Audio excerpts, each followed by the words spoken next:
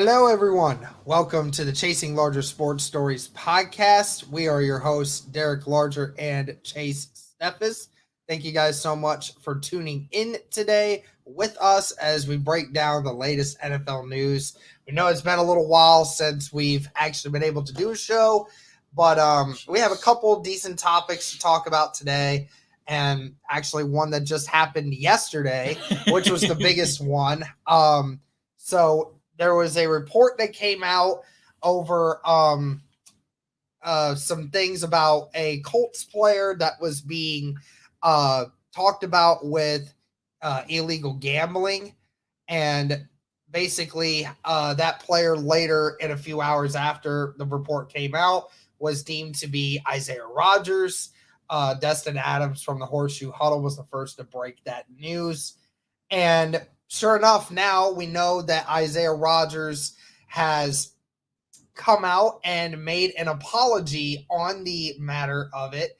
And so there's no longer a point of them investigating on whether or not he's actually did it.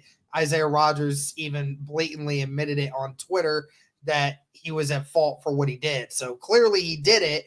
Now the investigation is just a matter of, what all did he actually do?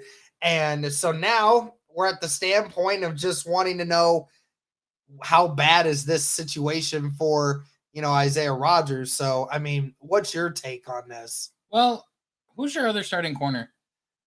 Kenny Moore? Kenny Moore is our slot corner. Other than that, every other outside corner, the next best person with any experience was an undrafted free agent who had 100 snaps last year. That is the most experience we have at the corner position right now. It's the only thing we got. So at this moment in time, you've got two questions that are going to be asked. One, how long is Isaiah Rodgers going to be out for? Because he's obviously going to get suspended for gambling. Yep. And the other question is, can Julius Brents and Darius Rush step up to be the next up-and-coming outside corners that you guys need on this team? Because right now, the starting job looks like it's going to go to Julius Brents because Isaiah Rodgers will be suspended, but for how long is the major question that you're going to be asking. Right. And, I mean, we can sit here and assume of what that punishment's going to be because you saw with Calvin Ridley last year, he had a 4-leg parlay, one in which he bet on his team to win in one of those games and got a year's suspension for just 4 games. And from what we have heard from Isaiah Rodgers' standpoint, at least 100 bets placed in the span of the 2022 season, games including betting involving the Colts. We don't know whether or not he bet against or for. Now, I will say this. Do you think that if depending on if Isaiah Rodgers bet against the Colts, do you think that should justify the punishment being even longer versus betting for him? I mean, I think it should be a punishment either way, but I don't think I think that with gambling is so whack when it comes to punishing somebody for that because you punish people for 4 games to start with if they get caught with weed. You've had guys performance enhancing drugs their first time, 2-game suspension. Mm-hmm. They get caught smoking weed, 2-game suspension or 4-game suspension. But for gambling, you get an entire year. I think that's a little ridiculous. I think that if you're caught gambling, even if it's your first, if it's your first offense and you're getting caught, the offenses can be lighter. The only reason Calvin got the 1 year was due to the fact that he bet on his team. That made it even worse. But that was his first offense of gambling. You should but what I'm saying is your whole thing with gambling is if you're doing it and you get caught the one time, and that's the one and only time that you do it, you should not get punished heavily, regardless of if it's for your team or against your team. You still shouldn't get punished that heavy because we see time and time again where PEDs, a thing that could enhance a player's performance, they get suspended for 6 games for their first time. 6 games. And for gambling, which is nowhere near as serious as PEDs being taken, you get a whole year. That's ridiculous. I will say this in rebuttal to that. And I heard about I was watching Undisputed earlier, and they were talking about Rodgers' situation. The problem you have with the gambling aspect of this, and the reason why the NFL is coming down so hard on players and coaches and executives, anyone that works within the NFL, on not gambling, is for the fact that you're worried about the integrity of the game. You're worried about the integrity of the NFL. And when you have guys going out and making bets on either themselves, either on against their team or for their team, you start to get insanely worried about not only these players making money off themselves, but at the same time, you're worried about some other guy coming along and getting to a player who has a gambling problem and then influencing games on the outside of the NFL, because this isn't the first time that we've seen where players got influenced by outside markets or outside people and started throwing games. The most infamous incident ever, the 1919 Chicago White Sox, where they weren't getting paid good money, and the players got, approached by a bunch of people on the outside who had nothing to do with anything and said, we'll pay you this amount of dollars, or paid the Boston team a certain amount of dollars if you guys throw a game. And sure enough, these Chicago White Sox guys, ended up, throwing some of these games and for that amount of money. And that's where we end up with that. So it's not the only time that we've ever seen this happen, and you worry about the integrity of it. And nevertheless, the ultimate argument is, nevertheless, if you think the rules are, think the rules are dumb, and if they're too strict, I understand. I think that it's impossible for the NFL to expect this to never happen when literally this year the NFL partnered with 3 new betting partners. Literally are sponsored by betting companies. That's the worst part of it, is that you enable it all across the country, and yet you expect these players to just not follow the rules. I understand that sometimes you're going to have 1 or 2 of those in a bad situation. But the problem is, with Isaiah Rodgers' sake, you knew, for Isaiah Rodgers' purpose, you knew it was illegal. We just saw Calvin Ridley get suspended for a year when everyone said that was total and utter BS. But yet you chose in the same year to continue to do it anyway. You knew, you saw just what this guy did. He had a year's worth of a suspension for one bet. And sure enough, you say, oh, well, these rules don't apply to me. I'm going to place over 100 bets in that span of time. And some of those bets were between $25, $50. And then they had one bet where they know of that he bet in the thousands. So he bet thousands on a particular bet. No wonder yet they haven't said yet whether or not that was a bet on Indy or if it was just a random game all across the NFL. We don't know. We don't have all those details yet. But, you look at the punishment and what is to come of it. Is it fair to say, he's at minimum getting multi-year suspension for this, based on this? It could be a multi-year, it could be 1 year, but my statement still stands because, I hate to say it, but Deshaun Watson got 11 games for what he did. People get anywhere from 2 to 6 games for PEDs, something that will drastically physically enhance your abilities to play better in a game. And somebody placing a bet to get $50, $100, $1,000, whatever it may be, it's not that harmful to the game of football. You can say it's an integrity issue. It is a harmful issue. You can say it's especially an integrity. if you're betting on your own team.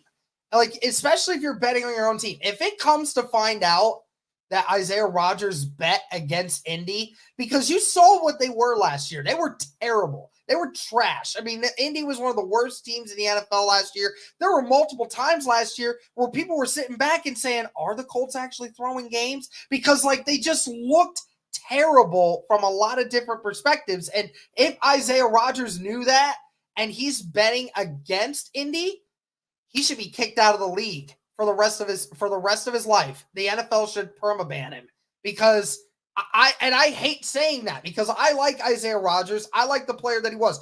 This dude was going to be a number one corner for the Indianapolis Colts this next year.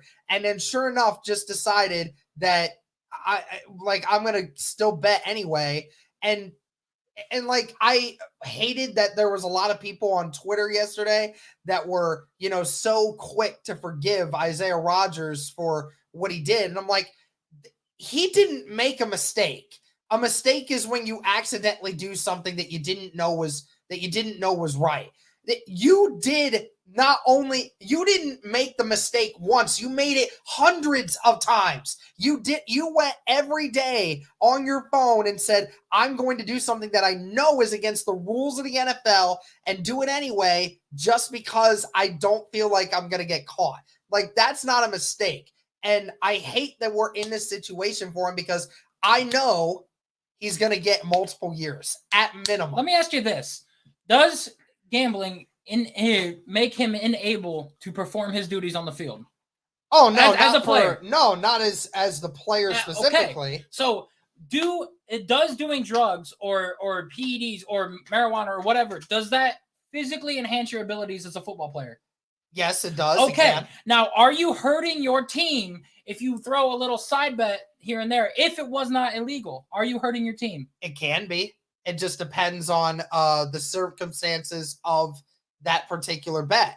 Because I said, when we're talking about outside forces going into it, the problem is we're in a dynamic where it's not about physical that is influencing the game, but your mentality completely changes when you talk about your particular job, when you have outside forces that you can't control. Because just because these players put money on them, on their team, then your mindset is not about winning the game. Your mindset is now focused on, do I let this guy get a touchdown? Do I try and get this interception, even though, it might screw me in the end if I end up, running a route a different way? Like, that's the issue you have, is your mindset completely changes. Because we as NFL fans, when we do bets, we don't care whether or not this team wins, unless that's the bet that you're doing. You care more about the statistics. What statistics need to happen in order for me to win my bet? I don't care what team wins. I don't care what team wins by what, and all this. All I care about is what my stats get. And then ultimately, it is the same reaction for a player if they have a bet on a team or on their game itself, if they're only thinking about their bet that they had versus saying, I have to do what I have to do to win a football game. And again, I'm not debating with you on the severity of these punishments. I'm not debating it. I know that the NFL has never had a good track record on its rules of punishment. I'm not debating that. You're 100% right. There's a lot of inefficiencies when it comes to those, but I'm still saying that regardless whether they are inefficient or unfair or not, that was still the rule. And you just saw that same year, Isaiah Rodgers, who we saw with Calvin Ridley, you specifically saw Calvin Ridley get screwed out of a season simply for a one bet. One bet. He got caught real hard, and then the NFL said, we're dropping the hammer on you, and we're making an example of you for every other player.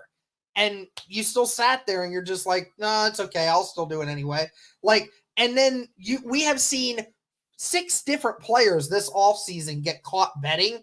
The problem is it's not just one instance anymore. You're getting a lot of these players that are doing it now that are being found out. And it's getting to be a bad Didn't case. Jameson Williams get in trouble for gambling? I'm not 100% sure. Because if Jameson Williams got a 6-game suspension for gambling, Isaiah Rodgers is going to get way more, which is he's getting 100% more than Calvin Ridley got, because Calvin Ridley, there's evidence that Rodgers bet on the Colts.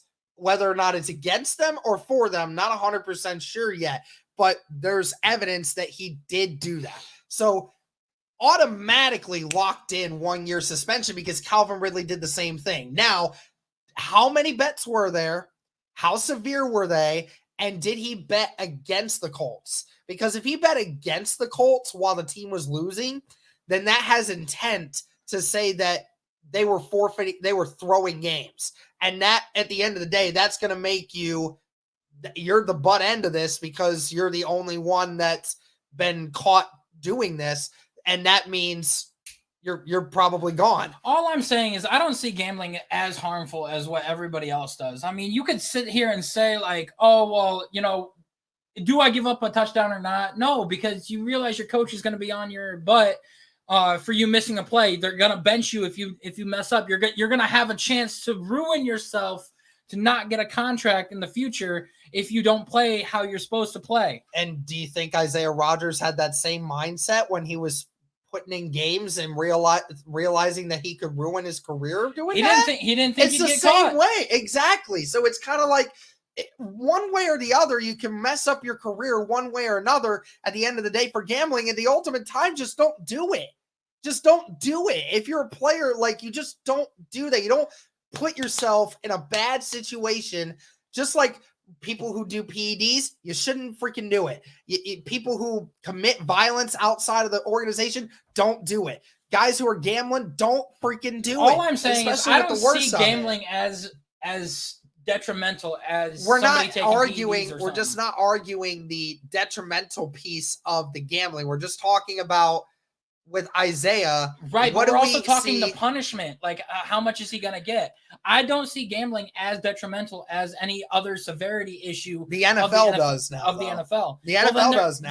They're dumb, because if you're valuing gambling over somebody that's taking performance enhancing drugs or any type of issue that's going on, like the Deshaun Watson thing, if you're valuing punishing somebody for gambling more severe than those issues, you've got an issue with the NFL. That every sport league has done that, except golf. Like, golf is the only one where you can bet on yourself, because that's your performance. It doesn't affect anyone else if you screw up.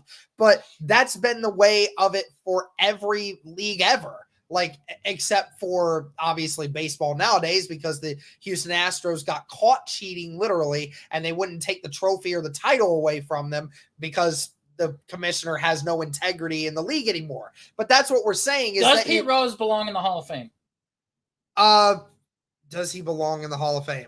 I mean, that's a tough one. I would like for him to be, but at the end of the day, I mean, he did bet on against the Reds a couple times. So I don't think that they'll ever do that, because, he may be the greatest baseball player of all time, but at the end of the day, I mean, he did do some stuff that was, now it was a matter of fact of, do you want to put him in there for the fact he never bet on games when he was playing? It was only after he became a manager and was involved in it that way. So, I mean, do you put him in there just as a baseball player and get rid of the fact that he was a manager, or do you not want any of that to be correlated with him? That's the issue. And that's why MLB hasn't put him in there, because, when you take into the whole grand scheme of things, if you let one guy that cheated the system in, then you have to let them all in, because you can't be going back and forth with all of that. So, I would have had it before that I thought Pete Rose should be, but I mean, at the end of the day, he did break the rules, and that's up to. But why do you want him in there? Is it because you don't think that gambling's as severe as anything else? No. I just think due to the fact that he was, literally, he's the hit king. He's the hit king. He is one of the highest ranking players in MLB history. When you talk greatest players of all time, Pete Rose's name has to be discussed in that discussion because he has the most hits of any player in MLB history. So you have to bring that up. So you would want him in that piece because that is a piece of MLB history. But at the same time, it's like, what does that entail when it comes to the gambling thing? But at the end of the day, when you look at Isaiah Rodgers and what he's going to have to deal with now, I mean, it's clear he's going to get at least a 1-year suspension, at least. And at the end of the day, I mean, it might potentially. I mean, do you think there's the possibility of a permanent ban for Isaiah Rodgers? Because no, I think it'll be like a 1-year suspension. So you really don't think it's going to be anything more than a year? I mean, if it's more than a year, it might be a year and like 6 games. Or it's just kind of one of those arguments where like it's kind of like what they had with like the code of conduct policy with the NFL. Like some guys do things that are worse than others, right? Like, I mean, one punishment can't just fit all the crimes. Like the severity of something really does take into account. Like we can't just say Calvin Ridley and Isaiah Rodgers are both going to get a 1-year suspension, but Ridley only had one bet here and bet on the Falcons. But if Rodgers placed hundreds of bets, which they said he has, and has placed bets on the Colts games, whether it be against or for, doesn't matter. It's the same thing. I mean, the severity of which Isaiah Rodgers did it was a lot worse than Calvin Ridley. So it's hard to sit here and tell me he deserves the same length of sentence while doing a lot worse than what Calvin Ridley did. It's the same thing as Jameson Williams, because I think he got in trouble for gambling, if I'm not mistaken. It was either gambling or PEDs, one of the two. I think it was gambling, and he got a 6-game suspension, and he placed multiple bets too, more than Calvin Ridley did. He got 6 games. But I'm talking about like I don't recall what the betting is that he did, but it was the reason he got the 1 year was due to the fact of betting on the game that he was playing in. That was ultimately what put him in that situation. Ridiculous. Now, and there's been clear evidence to prove that Isaiah Rodgers has placed games on the team that he was playing on. Now, if he bet against the Colts in those, then guaranteed his punishment's going to get much greater. Guaranteed. Because, again, it's not just something where like, oh, well, that just doesn't matter. Of course it matters. Because betting for your team is one thing. From a moral standpoint, you don't cringe at somebody betting for their team. You cringe at them betting against their team while they're doing the game, which it leads to the integrity thing once again. So, I mean, unfortunately, this is where we're at, and I am so mad at this because now not only did a great player and person now have to leave the organization, I mean, the crazy part is like Rodgers was coming into the last year of his contract. He has been a primary starter for the Indianapolis Colts for the first 3 years that he was there. And all of a sudden, and now he's maybe ruined his career for the rest of his life. Because if they give him a multi-year suspension, I mean, he's 25, but say they give him 2 to 3 years, you're 27, 28, you've been out of the league for 3 years, and you have this now on your resume. It's kind of hard to for a team to look you in the eye and trust you, because the Colts trusted you, and they're one of the more, thorough teams in the entire NFL at trusting players. And this is what you do behind their backs. I mean, and the gambling issue is one thing, because like, it's one thing to have like a problem for other teams, like to be able to look the other direction. But when you were gambling behind other people's backs and it's getting more and more apparent by the year, it's hard for a team to look at that and say, oh, we can trust that you won't do it again. It's hard to do that. Yeah. I mean, I get it, but I still think it's a little whack. But anyway, time to move on to the next topic. We are going to talk about a free agent that had just recently been released, and that is DeAndre Hopkins, who was one of the best receivers in the NFL and could still be that for maybe another year or so. Derek, we're going to talk about a couple landing spots that are possible for DeAndre Hopkins and teams that may move some money around to be able to get him. And right now, the ones that are in the top 2 contention to get him is Cleveland and Kansas City, because Patrick Mahomes came out and said that it wasn't about the money. He just wants to worry about his legacy. So he is willing to give up some money from his contract to be able to bring on a guy like DeAndre Hopkins. And the Browns freed up $11 million for their post-June 1st cuts that they had. And now they've got $17 million in cap space to spend on getting him. Who do you think is the best ideal candidate to land him? Outside of, you could also go away from those two if you think like there's a couple dark horse ones. Well, I mean, there has been, I mean, we talked about like some of the landing spots. We talked about some of the quarterbacks that DeAndre Hopkins had mentioned for, where he potentially may want to go. We heard about the Bills, I mean, and I just doubt that would happen because for one, they don't have quite the cap. And of course he would be second fiddle to Stephon Diggs. And that just kind of makes it a little difficult. With the Chargers, we heard another one of those. He said Trevor Lawrence. Yeah, here, give me 1 second. I'm sorry. Hello. Taking a phone call. All right. But anyway, yeah, I mean, with Herbert and the other thing, I mean, again, you still have Keenan Allen there. You still have Mike Williams there. You just got Quentin Johnston.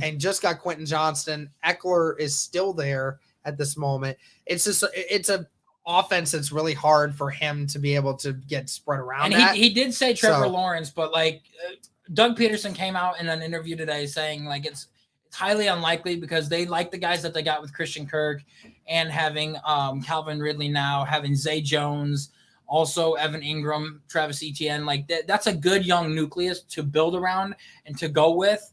And like, yes, having DeAndre would come in and make that team a lot better. But all in all, I think the two teams that it's coming down to, and the longer that he stays on the market, he's going to pick between these two. When he's even heard between, we've heard he even maybe wanted to even play for Lamar, which is definitely a dark horse one. I think that if you look outside of the top two, which is Cleveland and Kansas City, I think playing with Lamar in Baltimore might actually be a legit thing that DeAndre would do. We heard about, the Cowboys maybe wanting to do that, but even Mike McCarthy says, I like the group that we have, and Jerry Jones is expected not to pursue him anyway. So, I mean, just looking at Kansas City and Cleveland, of course, you look at it, there's ultimatums to both sides of this. Kansas City, Super Bowl champions, Patrick Mahomes, best quarterback in the NFL by a long shot, generational talent, and you would not only go in there with the knowing that you are going to be a Super Bowl contender, you are now probably going to be the number one wide receiver in that mix because the number one guy they have right now at wide receiver is Kadarius Toney. And it's just like, Kadarius Toney is a good receiver, but he's not going to be a true bona fide number one for any team. So you walk in there immediately being the number one wide receiver in that role for sure. And then on top of it now, but with Cleveland, you have Deshaun Watson, who you're very familiar with. You've spent a few years of your career with Deshaun Watson, and you have chemistry there. You're going to be able to contend for that number one wide receiver spot. Deshaun's going to make sure that he gets you the ball. You don't have to worry about being the only guy in that system making plays because you'll still have Chubb, you'll have Njoku, DPJ, Amari, everything like that. So it's not all on his shoulders. Not to mention, like, he helps make that offense drastically better, like, than what they already are. Because he said his criteria that he's wanted is he wants a team with a good quarterback.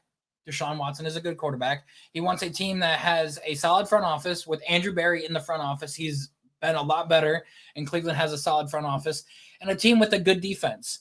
And I think that with Jim Schwartz in there now, that Browns team could be a top defense in the league because you look at Stefanski last year when he had Jacoby Brissett, we were ranked 7th amongst all offensive teams in offensive efficiency, 7th.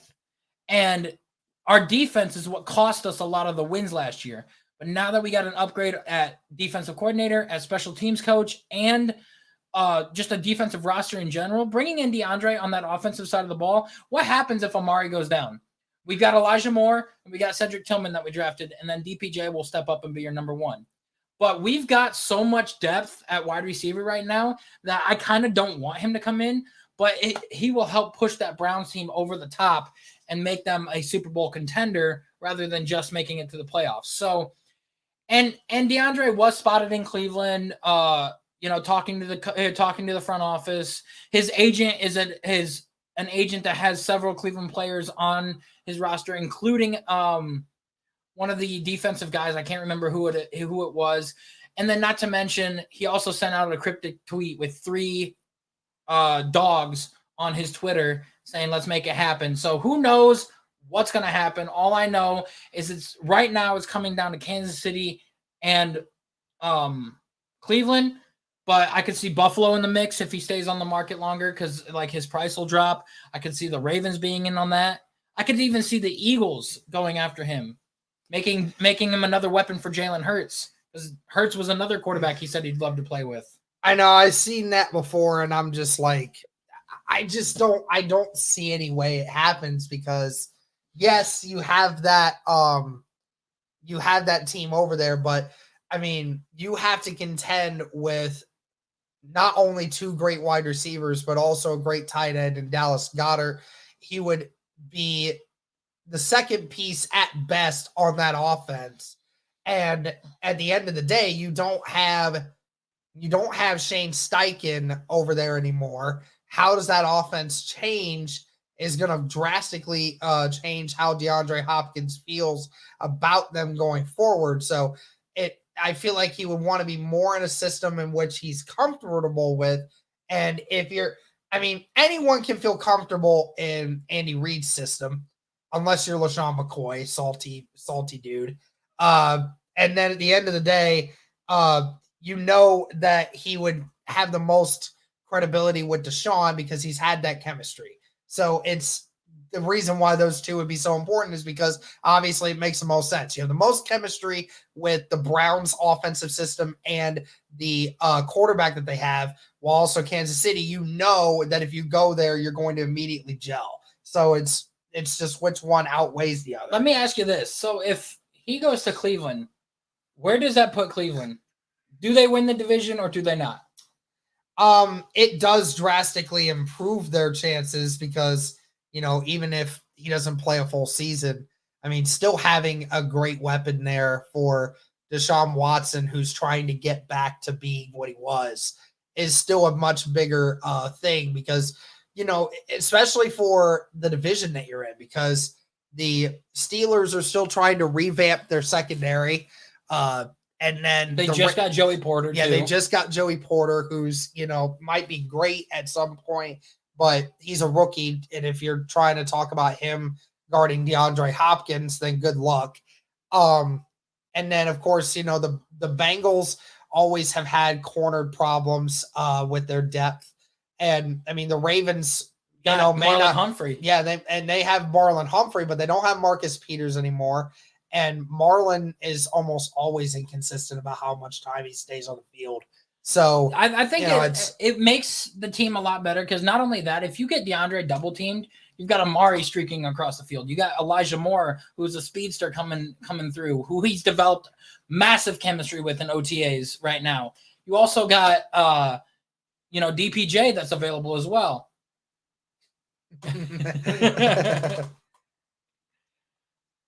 Oh, AFC North ranking QBs. If you don't put who I think who needs to be put at number 1, I'm punching you. So be prepared. No, very, very easy for me. I got Joe Burrow, Lamar, Deshaun, and Kenny because clear last place there at Kenny. Yeah, that's because easy. There's so many people that want to ride or die with Kenny Pickett and say he's better than Deshaun. Kenny played 13 games last year and had 7 touchdowns. Deshaun played 6 and had 7 in just a 6-game time frame. But not to mention that Deshaun was a rusty quarterback who has not played in several years.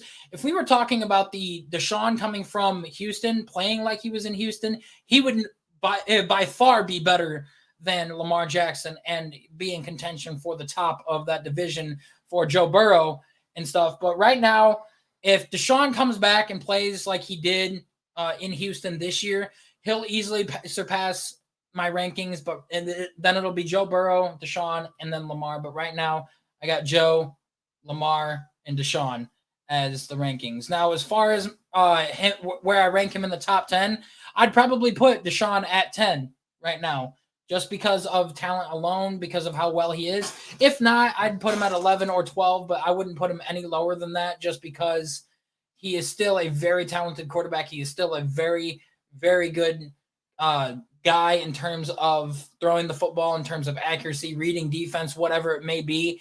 And he's the first Browns quarterback that I can think of that after a game was done and over with, he was the only quarterback that I could ever think of that I've watched who was able to explain one of his interceptions that he had and like how he was reading the defense and like what he saw his receivers in. And that is a massive, massive step up from anybody that I've seen in the past, because anybody that you asked previously, they were not able to tell you what they were reading or show you what they were looking at. So it's a massive step up. So yeah, that's the way I rank the AFC North QBs, and Kenny has to go last. Derek, if you put Kenny above Deshaun at this point, it's crazy to say, isn't it? Mm-hmm. But what do we got for the comment section? Mascot rankings. Yeah. The elf is clearly last. I wouldn't say that we're an elf. We're pretty much the bulldog mascot. The elf was back then in the 50s. They brought it back because it was a fan favorite, and they wanted to bring back nostalgia. But right now, we are mostly the dog logo, and they've also had the logos. People have been voting on them recently and to see which one would be our best. And honestly, I wish they would make that our permanent logo rather than a freaking helmet. It's very stupid. And I really think that the dog logo that they make should be our permanent logo and should go on the side of the orange helmet. But I don't know. But yeah, that's my opinion. We'll go with that. Let's move on to the next topic on the list is who's going to get a bigger contract, Joe Burrow or Justin Herbert? My opinion, Justin Herbert. And here's the reason why. Because Joe Burrow has already come out and talked about it publicly and to his front office, saying that it is more important for him to have the weapons that he has than it is to get paid. So he'd rather have Jamar Chase and T. Higgins stay there than what it would be to get a big contract. So he's saying he would take less money to make sure that those guys are signed and happy than what it would be for him to be the highest paid quarterback in the league. What's your thoughts? Well, the way I phrased the question is very interesting because it's not about who do you think should. It's just a matter of who do you think will. So there's a lot of different ways you can interpret that. I did think it was kind of funny. Like I think it was last week somebody was talking about, or when Jalen Hurts got his contract, right? Per year basis, he's making more money than Patrick Mahomes is now.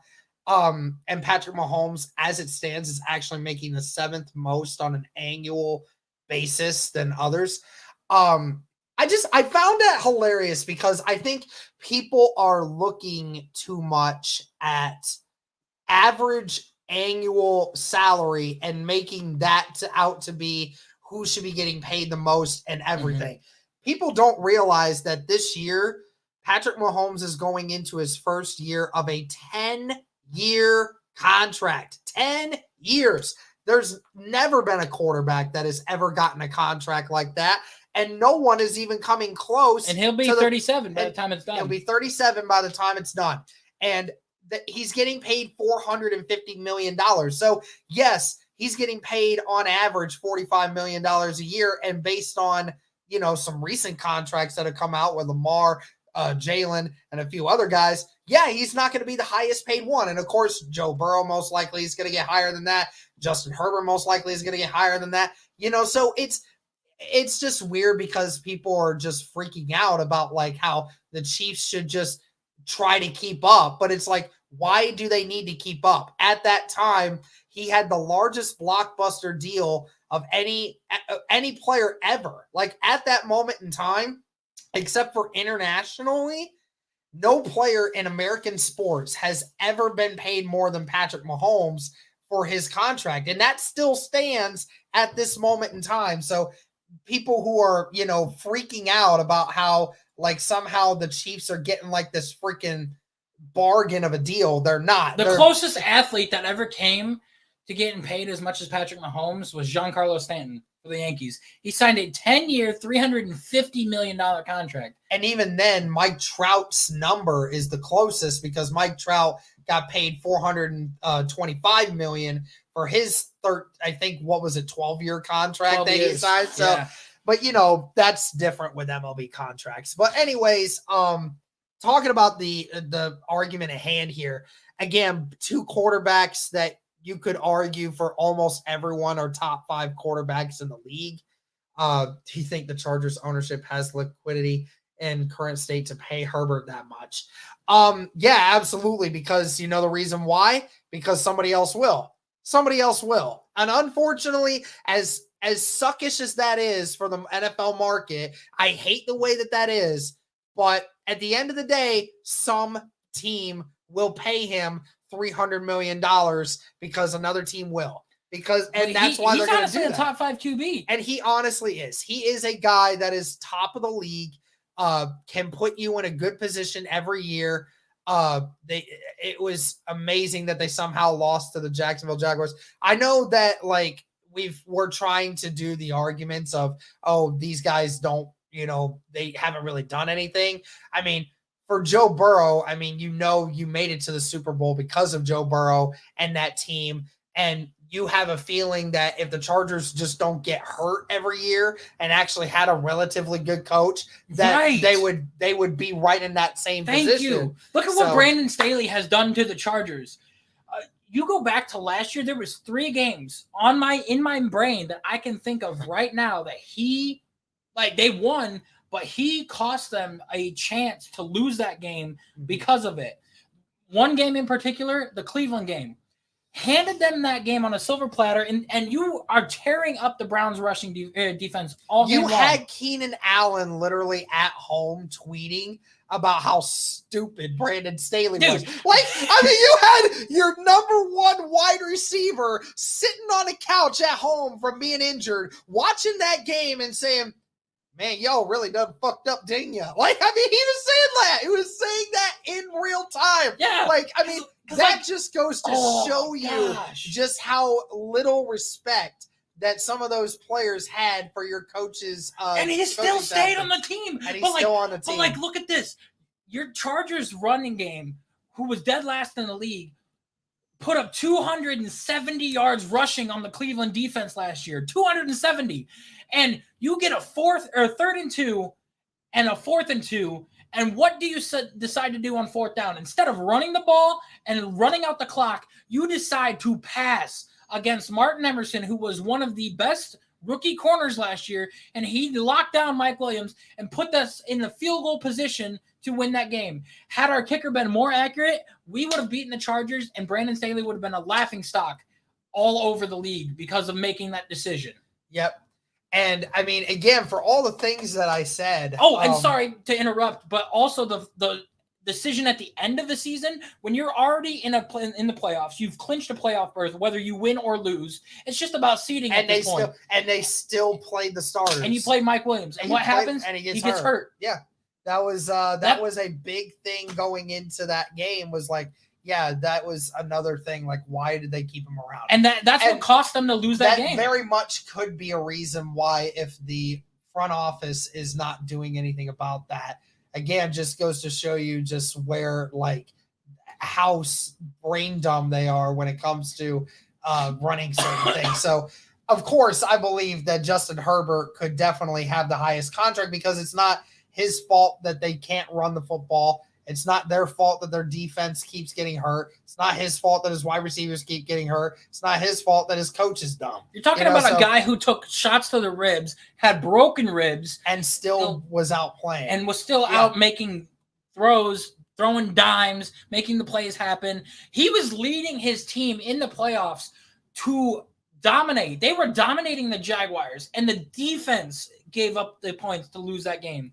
Now, granted, he didn't do anything very good in the second half, but what are you going to do when your third and fourth string wide receivers are down? Your best option is Keenan Allen. He's getting double and triple teamed all the time, and your coach is making dumb decisions. And what did they do in the offseason? They fire their OC, pick up Kellen Moore, thinking that he's going to be the whole savior of this franchise. Definitely could be, as long as Brandon Staley stays out of offensive things going forward.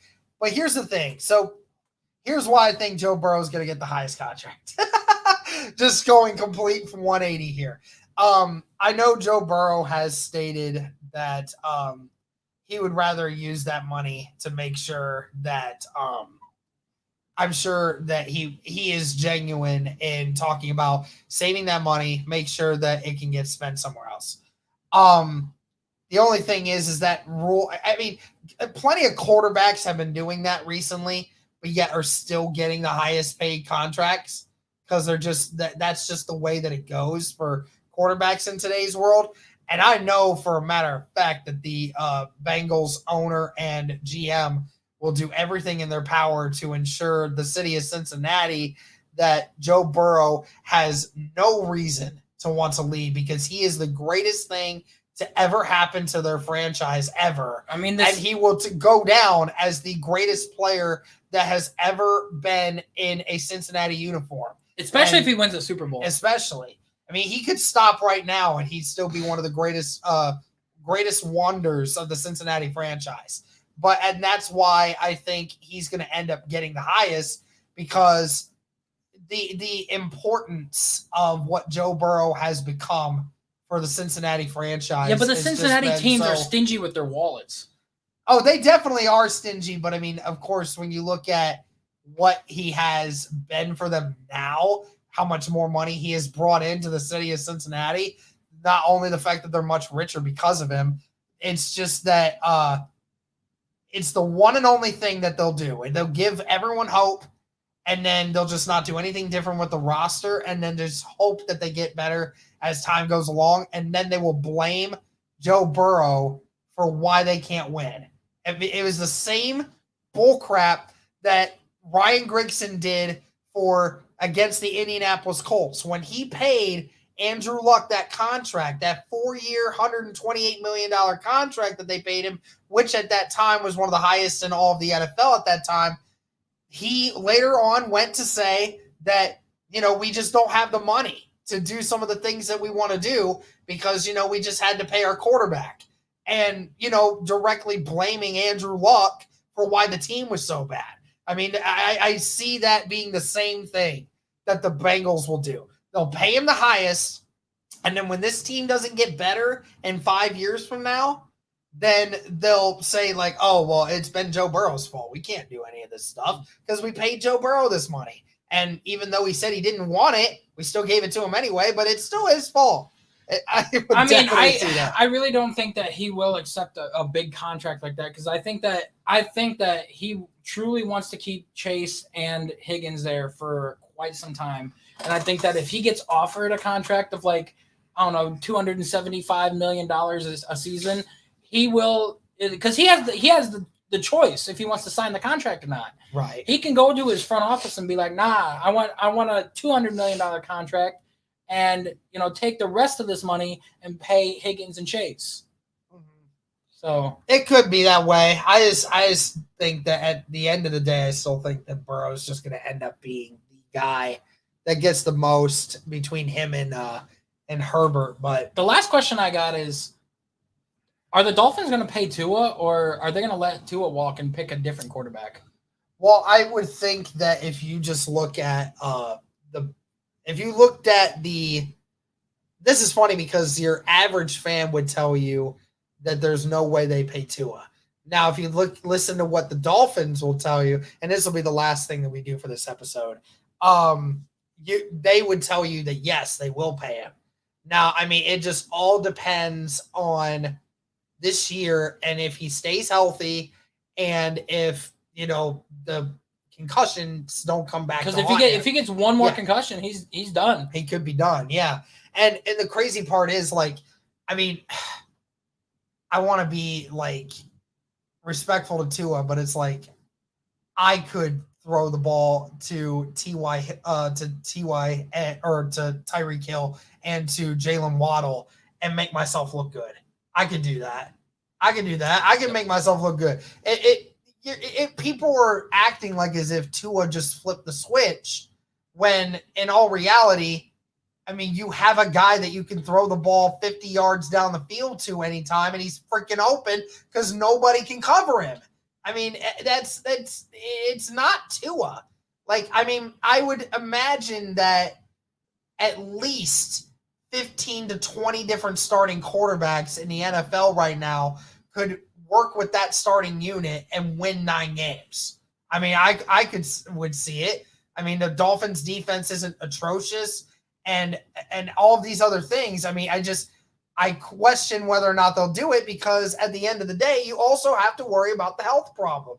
Because then if maybe it doesn't happen this year, maybe it happens in 2024 and he ends up getting those head injuries again and he has to leave and they have to still pay him all that guaranteed money and lose all that money for no reason. So maybe they go with him this year and then franchise tag him and see what he does off of that. I could imagine them doing that. And especially since that Tyreek said after this contract is up, I'm done. He said after these 2 years, I'm done. So, Dolphins, you got 2 years, bro. You either win it in these next 2 years or you're done. So, it's kind of that situation. But that's going to do it for this one, guys. That was the Chasing Larger Sports Stories podcast. Really good one. Hope you guys enjoyed. Thank you so much for tuning in and have a great rest of your day.